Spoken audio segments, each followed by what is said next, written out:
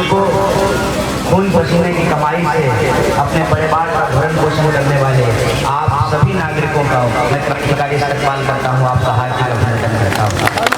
दोस्तों, चुनाव का समय है, तरह तरह की बातें होती हैं, लेकिन हम इधर उधर की बकवास नहीं करेंगे। आपसे कुछ सीधी बात करना चाहते हैं। सबसे पहली बात तो ये कि अपने आप में बड़ी दुखद चीज है कि किसी की मौत कोरोना जैसी महामारी से हो जाए। आपके इलाके के भी जो जनप्रतिनिधि थे उनकी मौत हो गई, उसकी वजह से उपचुनाव हो रहा है। वैसे तो 5 साल से पहले कोई नेता अपना मुखरा दिखाता नहीं है, उपचुनाव हो रहा है, इसलिए आजकल आपके गलियों में बड़ा रौनक है। रंग बिरंगी गाड़ियाँ आपके गलियों में आकर के घूम रहा है। स्वाभाविक रूप से जो लोग घूम रहे हैं उनका अपना स्वार्थ, उनको नेता बनना है, नेता बना करके उनका कैरियर बनेगा। लेकिन बतौर मतदाता हमारा इसमें क्या रोल है, हमारा क्या मुद्दा है? ये वो अवसर है, ये वो मौका है कि उन मुद्दों को हम समझ सकें और जिन समस्याओं से हम रोज जूझ रहे हैं उसका एक रास्ता निकाल सकें। एक बात मैं आपको बताता हूँ, देश कहां से कहां पहुंच गया है। एक बड़े व्यापारी थे टाटा साहब, उनका एक एयरलाइन था, हवाई जहाज की कंपनी थी। नेहरू जी जब देश के पहले प्रधानमंत्री बने तो उन्होंने कहा कि जब सरकार बनी है जनता की तो सरकारी एयरलाइंस होना चाहिए, और टाटा एयरलाइंस को एयर इंडिया के रूप में डेवलप किया गया। आज आजादी के 70 सालों के बाद वो एयर इंडिया वापस से टाटा ने खरीद लिया है। मतलब मुस्का पुनः मुस्का हुआ, चूहा थे वापस से चूहा हो गए। देश 180 डिग्री घूम गया है, जैसे घड़ी का सुई 12 बजे से चलना शुरू हो और वापस 12 पे आ जाए। ये वो समय है कि हमको उसकी गंभीरता को समझना पड़ेगा कि आज देश के भीतर क्या हो रहा है। 200 साल अंग्रेजों ने इस देश को गुलाम बना करके रखा। लाखों करोड़ों लोगों की कुर्बानियों के बाद ये देश आजाद हुआ, और आजाद होते ही इस देश को एक सबसे बड़ा दर्द झेलने को मिला। जैसे आप लोगों ने देखा होगा, कोरोना के इस काल में हजारों लोग पैदल चल रहे थे। विभाजन के वक्त लाखों लोग पैदल अपना घर बार छोड़ करके इधर से उधर हो गए। ऐसा क्यों हुआ? ऐसा इसलिए हुआ कि अंग्रेजों ने भारत के लोगों के बीच में एक साजिश रची। जिस साजिश के बारे में हम लोगों ने अपने बुजुर्गों से सुना है, फूट डालो और राज करो। और ये फूट डालो और राज करो कैसे कायम किया गया? इस देश में रहने वाली आवाम को आपस में उनके पहचान के आधार पर लड़ाया।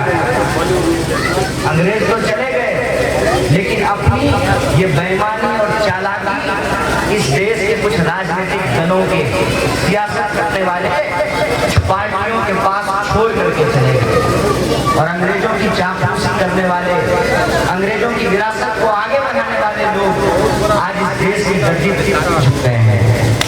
इसीलिए ये वही तरीका अपना रहे हैं जिस दर्द से ये देश उभरा था, उस घाव को ये दोबारा जगा रहे हैं, उस जख्म को ये हरा कर रहे हैं। इस देश की आम आवाम को उनके पहचान के आधार पर लड़ा रहे हैं। जात और धर्म के नाम पर लोगों को उलझा करके बोलते हैं देश का नारा, करते हैं दोस्त का काम, लेते हैं देश का नाम, बेचते हैं दोस्तों के नाम। ये जो बात है उसको हमको समझना पड़ेगा। अब देखिए, चुनाव हो रहा है, चुनाव जब हो रहा है तो जनता चुनेगी ना, तो जनता का जो मुद्दा है वो है ना, क्या हो रहा है?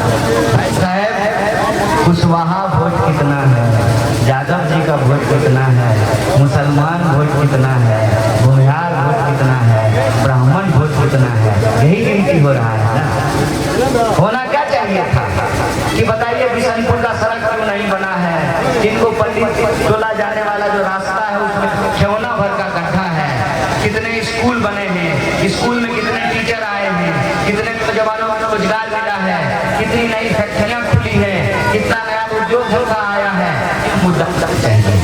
लेकिन इन लोगों ने, इन बेईमानों ने इंसानों को आपस में बांट करके राजनीति की एक ऐसी पटकथा लिखी है, ऐसा सिलेबस लिखा है कि लोगों को गायब हो गए।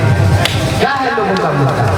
लोगों का मुद्दा है रोजी रोटी, कपड़ा, शिक्षा, स्वास्थ्य, सड़क, बिजली, पानी और एक एक इंसान का आत्मसम्मान। अरे आपके शरीर में भी 206 हड्डी है, मेरे शरीर में भी 206 हड्डी है।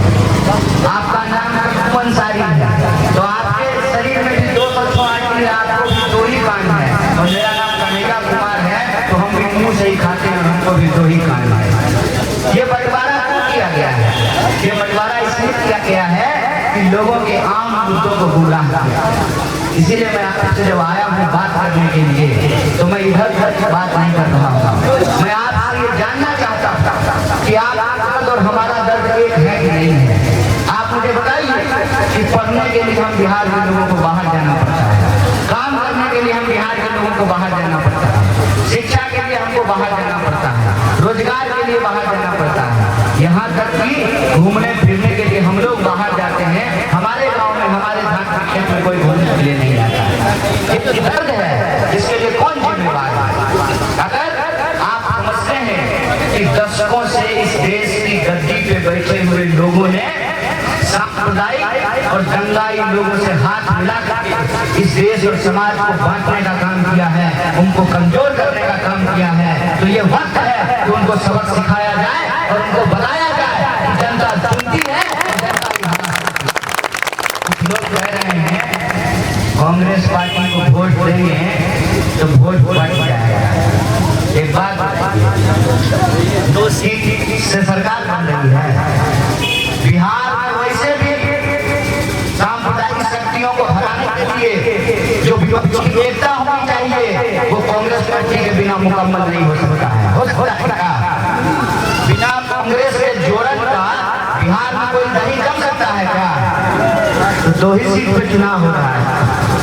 आप सोच के बताइए, अगर आप लीग मैच में प्रयोग नहीं कीजिएगा तो फाइनल मैच में प्रयोग कर पाइएगा?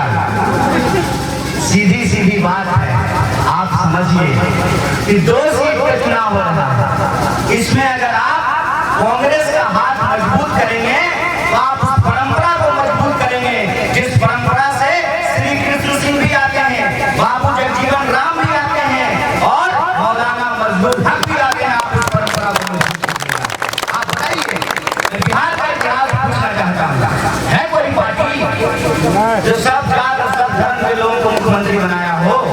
हम गर्व से कह सकते हैं कि कांग्रेस पार्टी एक ऐसी पार्टी है जो सभी जाति और धर्म के लोगों को एक साथ लेकर के चलती है, क्योंकि ये पार्टी महात्मा गांधी की पार्टी है जिनके साथ मौलाना अबुल कलाम आजाद मिलकर के काम करते थे। कांग्रेस पार्टी है गुलाम नवाब बिस्मिल और फाखुंदा खान की विरासत को लेकर के चलने वाली पार्टी है। इसीलिए मैं आपसे कहना चाहता हूँ, अगर हम नफरत को हराना चाहते हैं, मोहब्बत को जिताना चाहते हैं, तो हमको गांधी की उस बात पर भरोसा करना पड़ेगा, रघुपति राघव राजा राम, पतित पावन सीता राम, ईश्वर अल्लाह तेरो नाम, सबको सन्मति दे भगवान। इस पे हमको भरोसा करना पड़ेगा। और ये जो लोग दंगा की राजनीति करते हैं, समाज को बांटने की राजनीति करते हैं, इनका एकमात्र साजिश है कि इस देश के आम आवाम के सवालों को गुमराह कर दिया जाए, उनके मुद्दों को गुमराह कर दिया जाए, लोग आपस में लड़ते रहे और ये अपने दोस्तों की राष्ट्रीय संपत्ति बेचते रहे। ये इनकी साजिश है। अगर इस साजिश को आप नाकाम करना चाहते हैं तो जो देश की सबसे बड़ी विपक्षी पार्टी है, मैं बात आपसे कहना चाहता हूँ, आज की तारीख में कांग्रेस पार्टी के नेता आपको सड़कों पे लड़ते हुए दिखाई देंगे। आप देख लीजिए उत्तर प्रदेश में किस पार्टी के नेता सड़कों पे आपको लड़ते हुए दिखाई देंगे। हमारी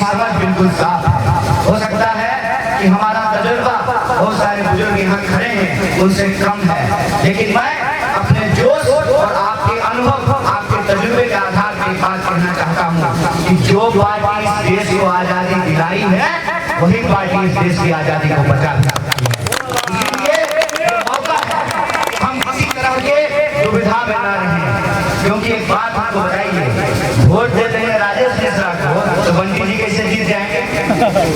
जब हम वोट बांटेंगे नहीं तो वोट कैसे जाएगा? तो मैं इस इलाके के सभी नागरिकों से अपील करना चाहता हूँ कि ये सेमीफाइनल है, फाइनल नहीं है। कम से कम इसमें तो आप प्रयोगधर्मिता को स्वीकार कर सकते हैं, और आपके पास विकल्प आया है सामने। इस नए विकल्प को आपको स्वीकार करना चाहिए, क्योंकि ये विकल्प नया नहीं है, असल में ये विकल्प सबसे पुराना है, देश की सबसे पुरानी पार्टी है। इसीलिए मैं कहता हूँ कि जब शरीर में कोई बीमारी होती है तो ऑपरेशन होता है, और ऑपरेशन जब होता है तो पुरनका चावल का खिचड़ी खिलाया जाता है।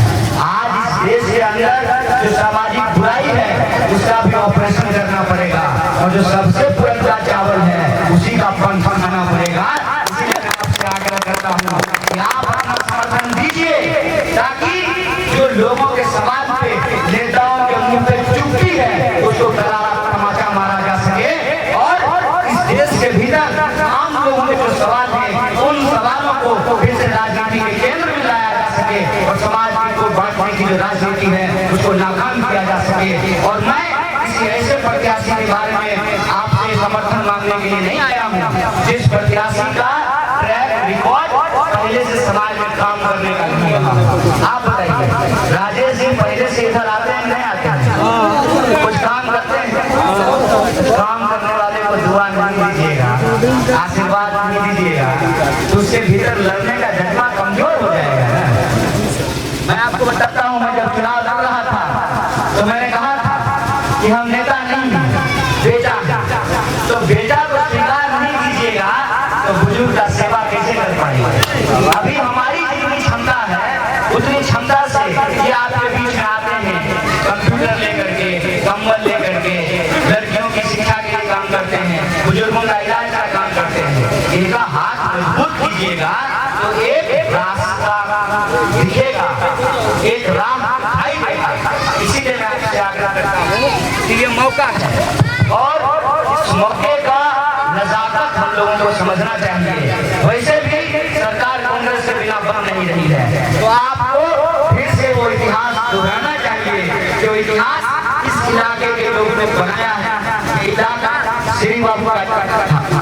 आप वो लोग हैं जो बिहार को पहला मुख्यमंत्री चुन करके दिए हैं, यहीं से बिहार में एक नए विकल्प की शुरुआत है। अगर आपको हमारी बात में सच्चाई नजर आती है, भरोसा नजर आता है, तो मैं आपसे कहता हूँ आप हमको ताकत दीजिए, हमको हिम्मत दीजिए, और हम आपकी लड़ाई, हमारा और आपका जो संघर्ष है, हमारा जो आपका मुद्दा है, उसको हम झुकने नहीं देंगे, उस पक्ष को हम गिरने नहीं देंगे, और नफरत की जंग में हम मोहब्बत का परचम लहराएंगे। इसी आशा और विश्वास के साथ आप तमाम लोगों का शुक्रिया अदा करते हुए अपनी बात खत्म करूंगा। शुक्रिया। इंकलाब हमारी